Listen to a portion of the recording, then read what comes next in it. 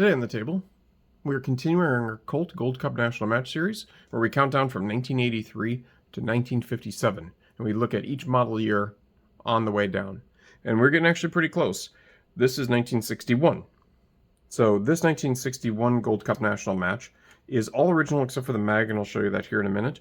This one's actually has a bit more wear than some of the other ones that I have. I mean, just this year that I was able to find. If you look at the grips, it does have its original walnut grips with the gold medallions on them, but the grips are actually pretty smooth on here. They don't have as much grip left as the other ones. You know, like the grooves aren't. It's just worn from all the years of either being holstered and handled. It's just worn down a lot.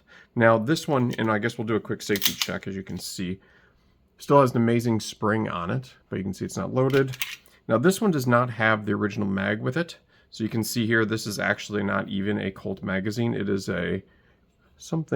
another brand. Now I do have quite a few other magazines. I do have other Colt magazines, and I could put that with that. But when I bought this pistol, it did come with this mag, and I knew it wasn't original to it. But I figured it's been with it, might as well keep it together. Now it does have everything else is original. So you can see here that the barrel still has its national match barrel. It still has your standard hammer on the back, and then the adjustable trigger here as well.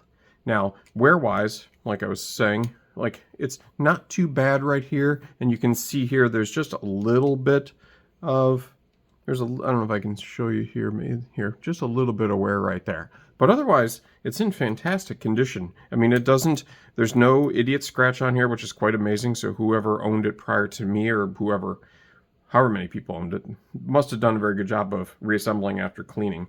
It's still very, very blue. You know, the blue on it, because these ones from 1960, they just had a really, really cool blue to them. And even the ones in the 50s are also very cool as well. They do seem to use a different color, or it looks like that the ones from the 70s are a little bit different than the ones from the 60s. Not by much, but just a little bit. Now, a couple other cool features about it, though, if you're familiar or unfamiliar with this, serial number wise, if you are looking to get one of these, now we are actually down in the 4-digit serial number. So I'll show everybody here, since I'm showing everybody so we know we're not showing the same gun every time I do this series. So from 1957 and up, what had happened is it'll show the serial number and it'll say NM, and I don't know if you can see that little NM right there. And that happens all the way until 1970. And then in 1970, when the 70 series comes out, it'll say 70N and then the serial number. So if you see a 3-digit, 4-digit, or 5-digit serial number and then an NM at the end, then you know you're probably somewhere in the 60s or early 60s. So that's just kind of the trick I like to make sure I let everybody know on each video if you are in the market. Because one of my subscribers, he's looking for a 1962, and I'm going to help him if I can find one based on the price that he's looking for. These early ones now have actually gone up quite a bit in value, so they are a little bit more expensive to find. So this one, ones in this age will probably be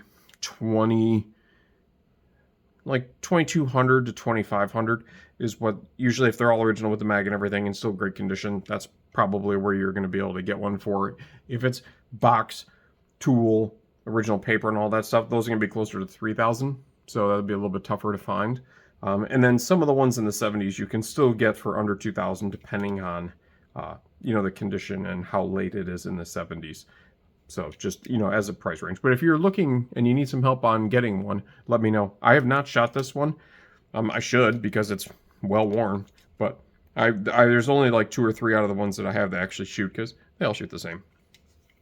But they are just the prettiest, in my opinion, coolest 1911s ever made, and really pistol ever made. But there you go. That's the 1961 Colt Gold Cup National Match. Oh, and I guess we can look at the roll mark. So you can see here just says Colt PTFA and then Hartford.